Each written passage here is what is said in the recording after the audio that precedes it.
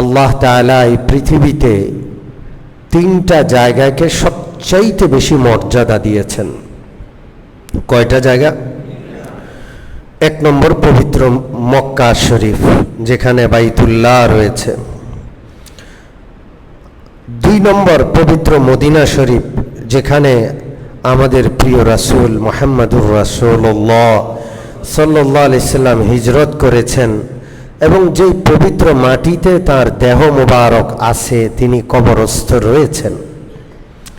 তৃতীয় আরেকটা পবিত্র জায়গা রয়েছে, যেটা শাম দেশে ফিলিস্তিনে বাইতুল মুকাদ্দাস মসজিদ, যেটাকে আমরা বাইতুল মুকাদ্দাস বলি। ওই মসজিদ, এটা হলো পৃথিবীর তৃতীয় সবচাইতে দামি জায়গা, আল্লাহর কাছে দামি জায়গা। মানুষের কাছে কত জায়গা দামি হতে পারে? মানুষ ওয়াশিংটনের জায়গাটাকে দামি বলতে পারে, এরপরে আমেরিকার কোনো বিশেষ জায়গা যেখানে দুনিয়াদাররা একত্র হয়েছে সেটাকে দামি বলতে পারে, দুবাইয়ের জায়গাকে দামি বলতে, এগুলো মানুষের কাছে। আল্লাহর কাছে এর দাম নাই। আল্লাহর কাছে কয়টা জায়গার দাম? তিনটা জায়গা। এবং এই তিনটা জায়গাকে, তিনটা মসজিদকে লক্ষ্য করে সফর করা যায়। আমরা যেমন পবিত্র মক্কা শরীফে হারাম শরীফকে কেন্দ্র করে উমরায় যাই, সফরে যাই, ঠিক তদ্রূপ মদিনা শরীফকে, মসজিদে নববীকে কেন্দ্র করেও সফর করা যাবে। ঠিক তদ্রূপ বাইতুল মুকাদ্দাসকে কেন্দ্র করেও কি করা যাবে? সফর করা যাবে। মসজিদে আকসাকে কেন্দ্র করে সফর করার সারা পৃথিবীব্যাপী কোনো পরিবেশ নাই। আমার মনে হয় না বাংলাদেশে এক দুইজনও পাওয়া যাবে কিনা যারা মসজিদে আকসায় সফর করেছে, আমার মনে হয় না। তবে আমাদের এই মসজিদের একজন মুসল্লি, আমি তার নাম বলবো না, তিনি মসজিদে আকসা সফর করে আসছেন। কোন মসজিদ? মসজিদুল আকসা সফর করে এসেছেন। মসজিদে আকসা তথা ফিলিস্তিনে যাবেন, এর কোনো ব্যবস্থা বাংলাদেশ থেকে নাই। তো তিনি ব্যবসায়িক পারপাসে তার এক ইহুদি ব্যবসায়িক পার্টনারের সাথে যোগাযোগ করে কেমনে কেমনে বিশেষ ক্ষমতায় তিনি সেখানকার ভিসার আয়োজন করেছেন এবং ফিলিস্তিনেও গিয়েছেন, ইসরায়েলেও গিয়েছেন, এবং সেই সুবাদে তার মূল লক্ষ্য ছিল বাইতুল মুকাদ্দাস তথা মসজিদে আকসা সফর করা, সেটা তিনি করেছেন। আমাদের মসজিদের নিয়মিত মুসল্লি। সম্মানিত মুসল্লিয়ানে কেরাম, আমি গত সপ্তাহে বলেছিলাম যে এক জায়গা থেকে, একটা মূল কেন্দ্র থেকে পৃথিবীর অস্তিত্ব শুরু হয়েছে, সেটা হলো মক্কা শরীফ। বাইতুল্লাহর জায়গাটা পৃথিবীর সর্বপ্রথম জায়গা, সর্বপ্রথম ঘর, এটা পৃথিবীর কেন্দ্র। এই এক নম্বর কেন্দ্র থেকে পৃথিবীর উৎপত্তি, পৃথিবীর জন্ম। আর সর্বশেষ কেন্দ্র পবিত্র বাইতুল মুকাদ্দাস তথা শাম তথা সিরিয়া, সেই জমিন সর্বশেষ কেন্দ্র। সেখানে পৃথিবীর ধ্বংস হবে, লয় হবে, ক্ষয় হবে, কিয়ামত কায়েম হবে শাম সিরিয়ায়। বরং সামনে যে কিয়ামতের ভয়াবহ আলামতগুলো আসছে, সবচেয়ে কঠিন এবং ভয়াবহ ঘটনাবহুল জায়গা হবে সিরিয়া। কোন দেশ হবে? সিরিয়ার আল্লাহ রসুলের ভাষায়, কোরআন তথা হাদিসের ভাষায় সিরিয়ার মূল নাম হইল শাম। কি নাম? জর্দান, সিরিয়া, ফিলিস্তিন, আরও কিছু জায়গা মিলে কোরআনে বর্ণিত যে শাম, সেই শামের এরিয়া। পরবর্তীতে দেশ ভাগ হইয়া ফিলিস্তিন ছোট্ট হয়ে গেছে, জর্দান আলাদা হয়ে গেছে, সিরিয়া আলাদা হয়ে গেছে, না হয় সবগুলো অঞ্চল মিলিয়েই সিরিয়া। এটা কিয়ামতের আগের সবচাইতে গুরুত্বপূর্ণ ভূমি। দাজ্জাল পবিত্র মক্কা নগরীতেই ঢুকতে পারবে না, শুধু হারাম শরীফ না, মক্কা নগরী। ওই মক্কা নগরীর চতুর্পাশে আল্লাহ ফেরেশতা দিয়া পাহারা বসাবেন, সেখানে এই দুষ্ট দাজ্জাল ঢুকতে পারবে না। পবিত্র মদিনা নগরী, শুধু মসজিদে নববী নয়, পবিত্র মদিনা নগরীর কোনো পাশ দিয়ে দরজাল ঢুকতে পারবে না। সেখানে ঢুকার জন্য আসবে, কিন্তু সেটার চতুর্পাশে সে ঢুকার চেষ্টা করে কোনো দিক থেকে ঢুকতে পারবে না, তখন সেখান থেকে অন্যদিকে চলে যাবে। দাজ্জালের আবির্ভাব হবে সিরিয়া থেকে। কোথা থেকে? জোরে বলেন। সিরিয়ার পবিত্র জমিন নিয়ে, যেহেতু বাইতুল মুকাদ্দাস সিরিয়ায় এবং মুসলমানদের গুরুত্বপূর্ণ কেবলার একটা কেবলা হলো বাইতুল মুকাদ্দাস, তো সেই আলোচনায় আমি আগে শাম তথা সিরিয়া সম্পর্কে আল্লাহ রসুল সাল্লাল্লাহু আলাইহি ওয়াসাল্লামের কি কি বর্ণনা আছে সংক্ষেপে আপনাদের সামনে তুলে ধরব।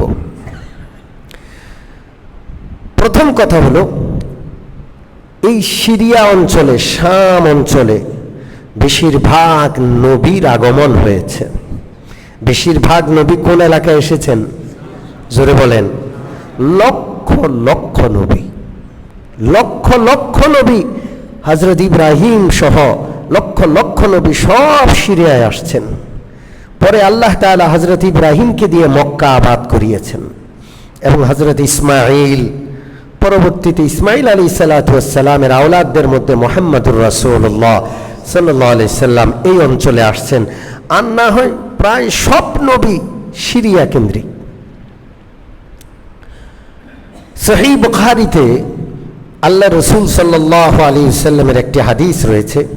নবীজি বলেন, লা তাযালু তাইফাতুম মিন উম্মতি মানসুরিন লা ইয়াদুররুহুম মান খাযালাহুম। একটি দল কিয়ামত পর্যন্ত আমার উম্মতের, তারা আল্লাহর পক্ষ থেকে সাহায্য প্রাপ্ত হবে। কার পক্ষ থেকে? আল্লাহ তাদের স্বয়ং সাহায্য করবেন। সারা পৃথিবী তাদের বিপক্ষে গিয়েও তাদের কোনো ক্ষতি করতে পারবে না। হামাস একটা ছোট্ট দল, এটা একটা আঞ্চলিক। হামাস কিন্তু সারা বিশ্বে নাই, এটা আঞ্চলিক। শুধু ফিলিস্তিনের মুক্তির জন্য তারা আন্দোলন করে, একটা ছোট্ট দল। সারা পৃথিবী তাদেরকে সন্ত্রাসী বলে সারা পৃথিবীর সমস্ত শক্তি ঐক্যবদ্ধ হয়ে নির্মূল করতে পারছে? জোরে বলেন। পারবে না। কারণ আল্লাহ রসুলের ভবিষ্যৎবাণী, একটা দল থাকবে যারা হকের উপর থাকবে, আল্লাহর পক্ষ থেকে সাহায্য প্রাপ্ত হবে। সাহাবারা বললেন, ইয়া রাসূলুল্লাহ, এরা কোন দল, কোন এলাকায় থাকবে? তাবরানী শরীফের হাদিসে আছে, আল্লাহ রসুল বলেন তারা শামে থাকবে, অর্থাৎ বাইতুল মুকাদ্দাসকে কেন্দ্র করে তারা গড়ে উঠবে। কোথায়? শামে। এই একটা হাদিস। দ্বিতীয় একটি হাদিস হযরত আব্দুল্লাহ ইবনে ওমর রাদিয়াল্লাহু তাআলা আনহু থেকে বর্ণিত। একদিন রাসূলুল্লাহ দোয়া করছেন, আল্লাহুম্মা বারিক লানা ফি শামিনা ওয়া ফি ইয়ামানিনা। আল্লাহ, আমাদের শাম দেশে বরকত দেন, আমাদের ইয়ামান দেশে বরকত দেন। তো সাহাবীদের মধ্যে কেউ কেউ বললেন, ওয়াফি নাজদিনা ইয়া রাসূলুল্লাহ, ইয়া রাসূলুল্লাহ, নাজদের জন্য দোয়া করবেন না? নাজদ অঞ্চল, নাজদ মানে উর্বর, উঁচা অঞ্চল, নিচু না, উঁচা অঞ্চলকে নাজদ বলা হয়। নাজদের মধ্যে ইরাক আছে, নাজদের মধ্যে সৌদি আরবের জমিনও আছে। রাসূলুল্লাহ সাল্লাল্লাহু আলাইহি সাল্লাম কিছু বললেন না। আবারও শামের জন্য, ইয়ামানের জন্য দোয়া করলেন, আল্লাহ আমাদের ইয়ামান, আমাদের শামে বরকত দেন। এরা বলে, ইয়া রাসূলুল্লাহ, নাজদের জন্য দোয়া করবেন না? আল্লাহ রসুল সাল্লাল্লাহু আলাইহি সাল্লাম আবার ইয়ামান এবং সিরিয়ার জন্য দোয়া করলেন, আর বললেন, নাজ তো ফিতনার কেন্দ্র হবে। কিসের কেন্দ্র হবে? ফিতনার কেন্দ্র হবে। নাজদের জন্য তিনি দোয়া করলেন না। নাজদ কোন দেশ? সবাই বলছেন হাদিস বিশারদগণ, এখানে নাজদ দ্বারা ইরাক উদ্দেশ্য। কোন দেশ উদ্দেশ্য? ইরাক উদ্দেশ্য। ইরাক থেকে হাজারো ফিতনা বের হবে কিয়ামতের আগে।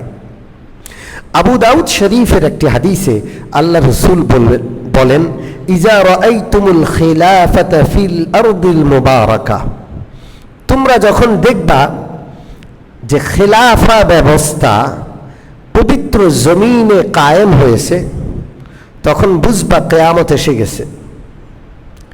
সাহাবারা বললেন, ইয়া রাসূলুল্লাহ, খেলাফা ব্যবস্থা পবিত্র জমিনে কায়েম হবে। পবিত্র জমিন কোনটা? আল্লাহ রসুল বললেন সিরিয়া, শাম। শামে যখন খেলাফা ব্যবস্থা কায়েম হবে তখন বুঝবা কিয়ামত খুব সন্নিকটে। খেলাফা ব্যবস্থা কি বুঝতেছেন আপনারা?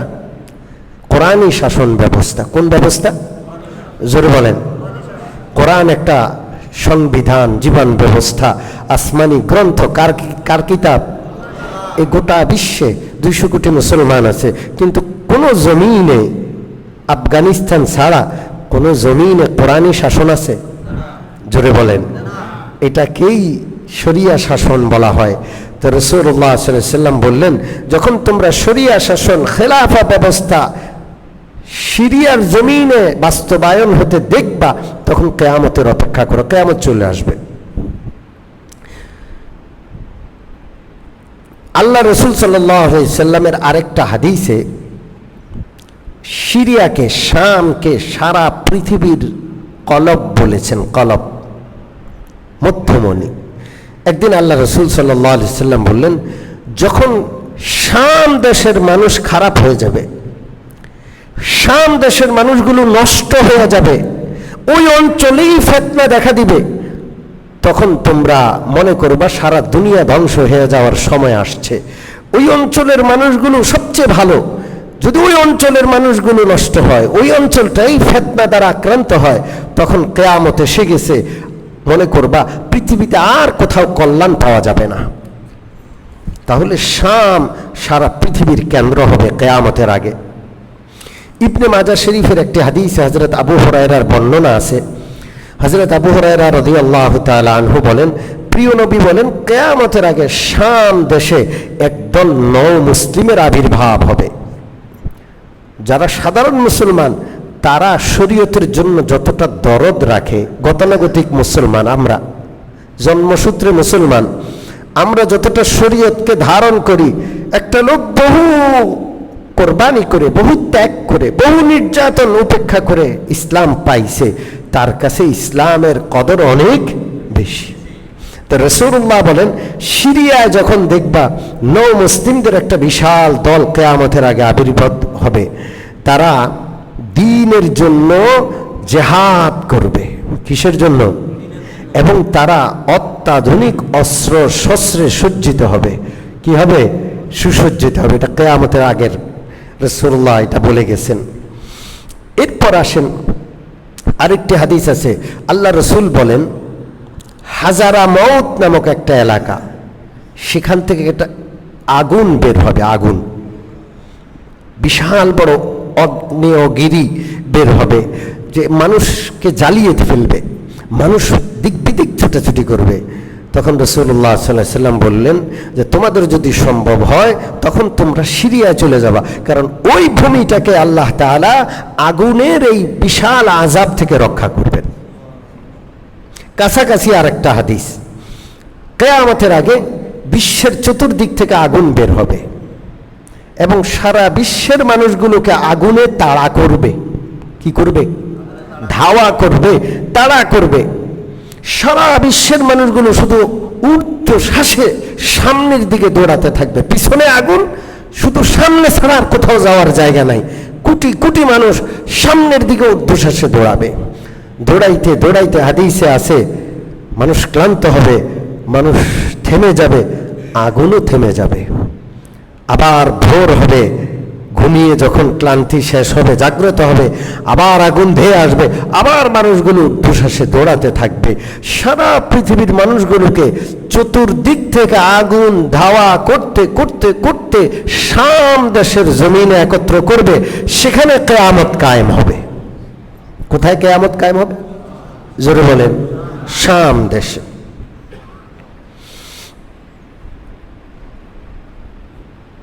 আল্লাহ রসুল সাল্লাল্লাহু আলাইহি ওয়াসাল্লামের আরেকটি হাদিস আছে।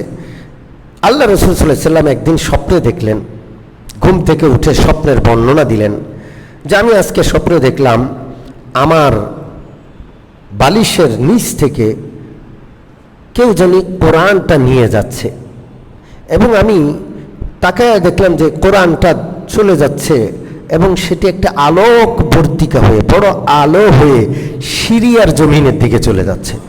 কোন দিকে? জোরে বলেন। সিরিয়ার জমিনের দিকে। অর্থাৎ কিয়ামতের আগে কোরআন পূর্ণভাবে কায়েম হবে সিরিয়ায়। সর্বশেষ আমি আপনাদেরকে দীর্ঘ একটি হাদিস শোনাবো সিরিয়ার জমিন নিয়ে। কিয়ামতের বড় বড় আলামতগুলো সব সিরিয়া হবে। এই হাদিসটি হযরত নওয়াস ইবনে সামআন রাদিয়াল্লাহু তাআলা আনহুর হাদিস। নওয়াস ইবনে সামআন এর হাদিসটি তিরমিজি শরীফে রয়েছে, মুসলিম শরীফেও রয়েছে। হযরত নওয়াস ইবনে সামআন রাদিয়াল্লাহু তাআলা আনহু বলেন, একদিন সকাল থেকে আল্লাহ রসুল ওয়াজ শুরু করলেন, বক্তৃতা। সাধারণত রসুলুল্লাহর বয়ান, আলোচনা খুব সংক্ষিপ্ত হতো, ছোট ছোট কথা মনে রাখার মতো। কিন্তু আজকে দীর্ঘ আলোচনা করলেন, দাজ্জাল সম্পর্কে আলোচনা করলেন, দাজ্জালের ভয়াবহতা, মারাত্মক কঠিন ফিতনা সম্পর্কে আলোচনা করলেন। এমন এমন আলোচনা ছিল, সেটা এমন প্রভাব বিস্তারকারী আলোচনা যে এই আলোচনা শেষ হওয়ার পরে আমাদের কলিজায় ভয় ধরে গেল। কি ভয়? কি ধরে গেল? কেমন ভয় ধরল? হযরত নওয়াজ বলেন, আমাদের গা মেসমেস করত। আমরা রাতের বেলায় ঘর থেকে ভয়ে বাইরে হইতাম না, মনে করতাম যে বের হইলে দাজ্জালে ধরবে। খেজুর গাছের আড়ালে দাজ্জাল লুকায় আছে, মনে হয় যে দাজ্জাল আমাদেরকে ধেয়ে আসছে, ধরবে। বাচ্চাদেরকে ভূতের গল্প শোনাইলে ভয় পেয়ে যায় না? কথা কয় না। কেমন ভয় পায়? এত ভয় পায় যে ঘরের ভিতরে তখন ভয় পায়, এক রুম থেকে আরেক রুমে যায় না, মনে হয় যে ওখানে ভূত আছে। বাথরুমে একা একা যায় না, মনে হয় যে ওখানে ভূত আছে। এরকম ভয় পায় কি পায় না? পায়। ঠিক আল্লাহ রসুলের সেই আলোচনাটা এত প্রভাব বিস্তারকারী ছিল। নওয়াস ইবনে সামআন বলেন, আমরা ভয়ে একেবারে সন্ত্রস্ত হয়ে গেলাম, মনে হচ্ছে যে খেজুর গাছের আলে বুঝি দাজ্জাল আছে। আল্লাহ রসুল সাল্লাল্লাহু আলাইহি সাল্লাম আমাদের এই ভয়ের বিষয়টা উপলব্ধি করলেন। পরের দিন রাসূলুল্লাহ বললেন, আচ্ছা, আমি তোমাদেরকে গতকাল যা আলোচনা করেছি তোমরা কি সেটা বুঝেছ? সাহাবারা বললেন, ইয়া রাসূলুল্লাহ, খুব বুঝেছি। আমাদের কাছে আপনার আলোচনা দ্বারা মনে হচ্ছে দাজ্জাল খুব হীন, খুব নীচ, খুব নিকৃষ্ট একটা লোক হবে। তার তুচ্ছতা আমরা বুঝলাম, কিন্তু তার ফিতনা, এর ভয়াবহতা, সে সারা পৃথিবীকে গ্রাস করবে। তার কথায় বৃষ্টি হয়ে যাবে, তার কথায় জমিন থেকে ফল উৎপন্ন হবে, ফসল উৎপন্ন হবে, তার ডাকে মৃত ব্যক্তি কবরের ভিতর থেকে জীবিত হয়ে বের হবে। এই মারাত্মক ভীতিকর কথা শুনে আমাদের এমন ভয় ধরেছে, আমাদের মনে হচ্ছে যে খেজুর গাছের আড়ালে বুঝি দাজ্জাল আছে, আমরা ভয় তো ঘর থেকে বের হই না। তখন আল্লাহ রসুল সাল্লাল্লাহু আলাইহি ওয়াসাল্লাম বললেন, এত ভয় পেও না, আমি এখনো জীবিত আছি, আলহামদুলিল্লাহ। যদি দাজ্জাল এসে যায় তো আমি ইনশাআল্লাহ স্বয়ং দাজ্জালের সাথে যুদ্ধ করব, মোকাবেলা করব। আর আমার পরে যদি দাজ্জাল আসে, ইমানদারদের খুব ভয় পাওয়ার দরকার নেই, মনে সাহস রাখবা। সূরা কাহাফের প্রথম কিছু আয়াত তেলাওয়াত করবা।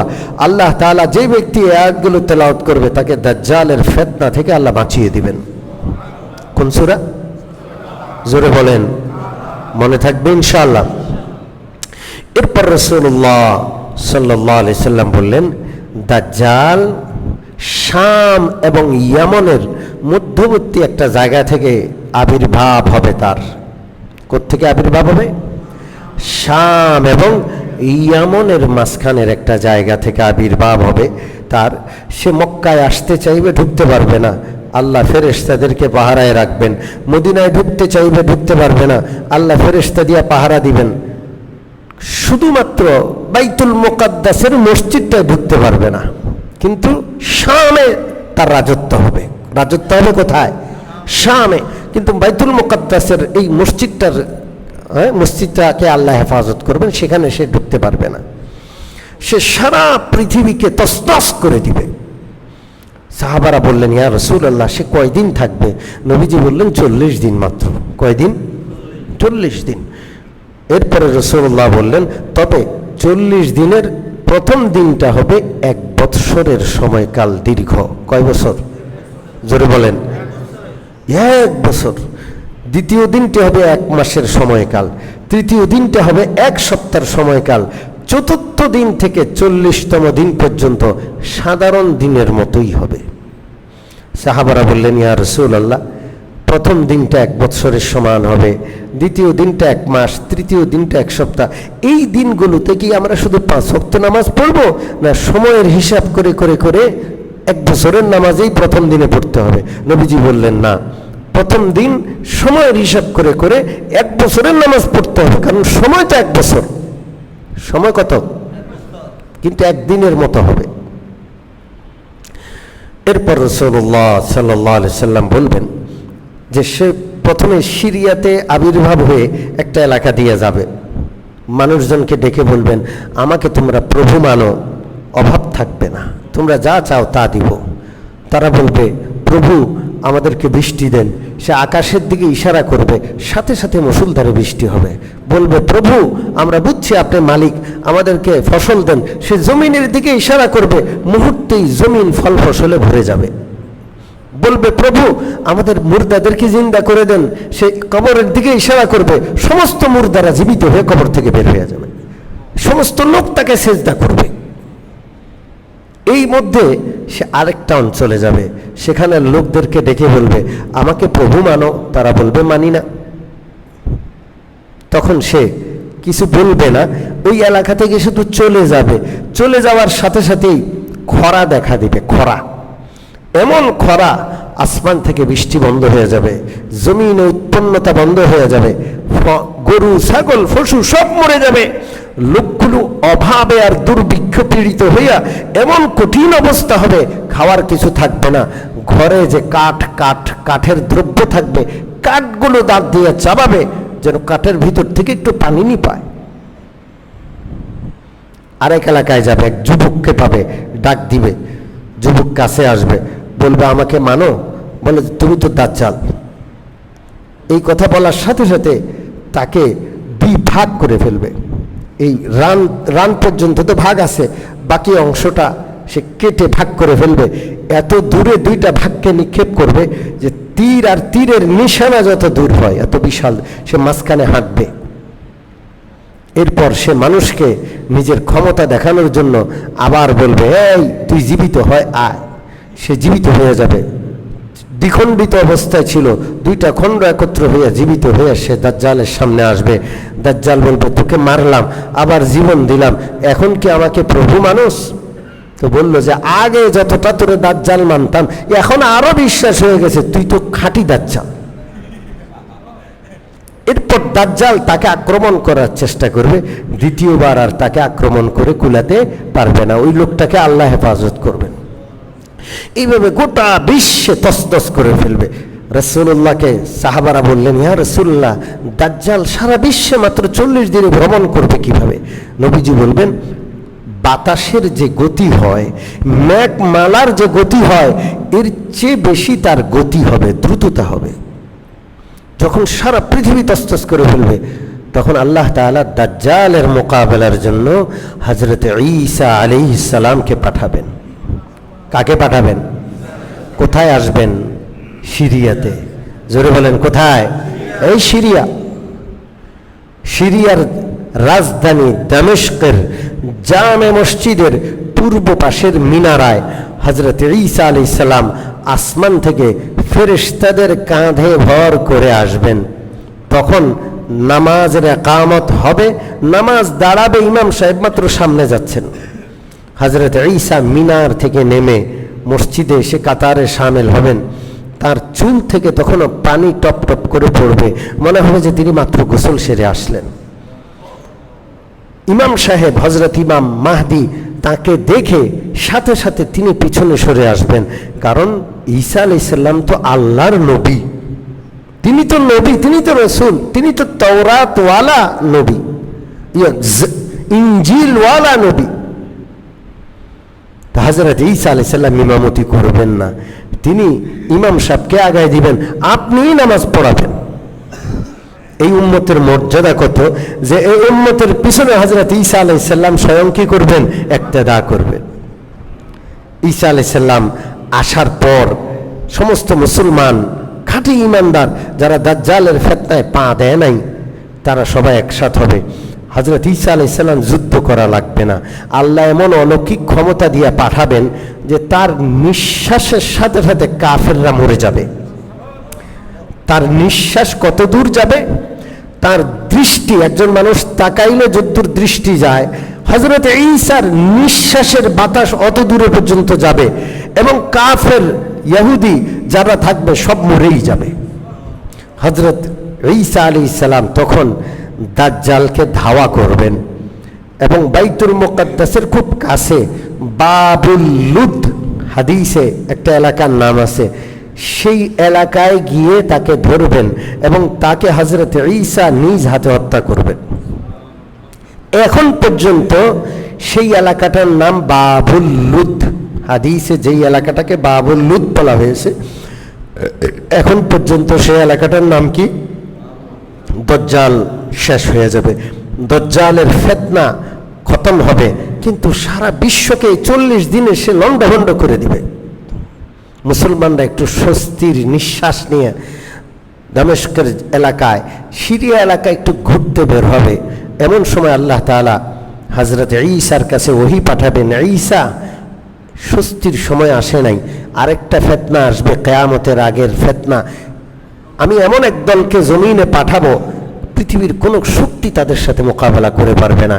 তারা হলো ইয়াজুজ মাজুজ। কি নাম? আল্লাহ তাআলা নির্দেশ দিবেন, ঈসা আপনি মুমিন বান্দাদেরকে নিয়ে তুর পাহাড়ে চলে যান, পাহাড়ে উঠে সেখানে আত্মগোপনে চলে যান, এদের মোকাবেলা করার দরকার নাই। তখন আল্লাহ তাআলা ইয়াজুজ মাজুজ যেখানে আল্লাহ কর্তৃক বন্দী আছে, একটা জায়গা আছে, পৃথিবীর মানুষ খুঁজে পায় না, সেটা আছে এক জায়গায়, ওই জায়গাটা উন্মুক্ত করে দিবেন, গেটটা খুলে দিবেন। ইয়াজুজ মাজুজ সারা পৃথিবীতে এমন ভাবে আসবে, পাহাড়ের উপর থেকে যদি কেউ স্লিপ খেয়ে নিচে পড়ে, যত দ্রুত মিন কুল্লি হাদাবিন ইয়ানসিলুন, কোরআনে আছে হাত্তা ইযা ফুতিহাত ইয়াজুজ ওয়া মাজুজ ওয়া হুম মিন কুল্লি হাদাবিন ইয়ানসিলুন, সূরাতুল আম্বিয়াতে আছে। যখন তাদের দরজাটা, গেটটা খুলে দেওয়া হবে, তখন তারা দ্রুত উপর থেকে নিচে পড়লে যেরকম দ্রুত পড়ে, এরকম দ্রুত তারা পৃথিবীকে গ্রাস করবে। একটা সাগর পড়বে, তারা যে দিক থেকে আসবে, ওই সাগরের প্রাণী চুমুক দিয়ে তারা সব খেয়ে ফেলবে। একদল সাগরের পানি খেয়ে সামনের দিকে আগাবে, আরেক দল এসে দেখে যে সাগর তো না, এটা শুকনা জায়গা। ওই দল বিশ্বাস করতেই পারবে না যে এখানে একটা সাগর ছিল একসময়। সারা দুনিয়া ইয়াজুজ মাজুজে ভরে যাবে। ইয়াজুজ মাজুজ সারা দুনিয়া দখল করার পর বলবে, আমরা তো দুনিয়ার সব শেষ করলাম, দুনিয়া দখল করলাম, এখন আসমান দখল করব, আসমানওয়ালাকে আমরা হত্যা করব। তো আকাশের দিকে একটা তীর মারবে, আল্লাহ তাআলা সেই তীরে রক্ত দিয়ে দিবেন। সেটা দেখে বলবে যে আহ, জমিন তো দখল করলাম, আসমানও এখন আমাদের দখলে। তা হযরত ঈসা আলাইহিস সালাম আল্লাহর কাছে দোয়া করবেন, আল্লাহ এই জমিনকে আমাদের জন্য খুলে দেন, এই জালেম থেকে মুক্তি দেন। তখন আল্লাহ তাআলা একটা মহামারী দিবেন। আল্লাহর এই এক মহামারীতে গোটা পৃথিবীর সমস্ত ইয়াজুজ মাজুজের গোষ্ঠী মরে একেবারে জমিন ভরে যাবে, সব ভরে যাবে। তখন হযরত ঈসা আলাইহিস সালাম মুসলমানদের নিয়ে পাহাড় থেকে, তুর পাহাড় থেকে জমিনে অবতরণ করবেন। তখন দেখবেন জমিনে এক বিগত জায়গাও ফাঁকা নাই, লাশ আর লাশ, লাশ আর লাশ, পচা গন্ধে পৃথিবীতে থাকা যাবে না। তখন আবার দোয়া করবেন, আল্লাহ এই আযাব থেকে আমাদেরকে পানাহ দেন। তখন আল্লাহ তাআলা আবার নির্দেশ দিবেন, তোমরা এখন সরে যাও, আবার পাহাড়ে চলে যাবে। আল্লাহ তাআলা কুদরতি পাখি পাঠাবেন, বিশাল দেহের পাখি। এই পাখিগুলো ঠোকর দিয়ে এক একটা লাশ উঠিয়ে উড়িয়ে কোথায় জানি ফেলে দিবে। এইভাবে সারা জমিনের সমস্ত লাশগুলো আল্লাহ পাখির মাধ্যমে উধাও করে দিবেন। এরপরে মুষলধারে এক বৃষ্টি হবে, এই বৃষ্টিতে সারা জমিন ধুয়ে মুছে পরিষ্কার হয়ে যাবে। ইয়াজুজ মাজুজ শেষ। এই সব কিন্তু সিরিয়ার জমিন থেকে শুরু হচ্ছে। কোথায়? সিরিয়ার জমিন থেকে। ইয়াজুজ মাজুজ যখন খতম হয়ে যাবে এই পৃথিবীতে, তখন হযরতে ঈসা, হযরত ইমাম মাহদী এবং মুসলমানরা থাকবে, আর কোনো বেদিন বদ্দিন অমুসলমান নাই। ওই বরকতময় বৃষ্টির পর পৃথিবীর জমিন এমন উর্বর হবে, একটা ডালিম দিয়া এক গ্রামের মানুষের পেট ভরে যাবে। একটা ডালিমের শুকলাকে যখন ছাতার মতো মেলে দেওয়া হবে, এরকম একটা মসজিদের মতো জায়গায় শত শত মানুষ একসাথে ডালিমের ছাতার নিচে বসতে পারবে।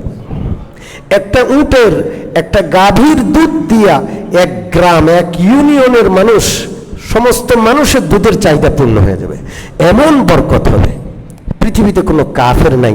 বরকত আর বরকত। হযরত ঈসা আলাইহিস সালাম 40 বছর বেঁচে থাকবেন। কয় বছর? এমন ইনসাফ কায়েম করবেন, পৃথিবীতে কোনো না ইনসাফই থাকবে না। এমন সময় হযরত ঈসা আলাইহিস সালামের ইন্তেকাল হয়ে যাবে। সব মুসলমান, কিয়ামত তো আসতে হবে, আস্তে আস্তে মুসলমান কমবে। একবার আল্লাহ তাআলা একটা বাতাস পাঠাবেন, খুব সুন্দর একটা বাতাস, ঠান্ডা বাতাস।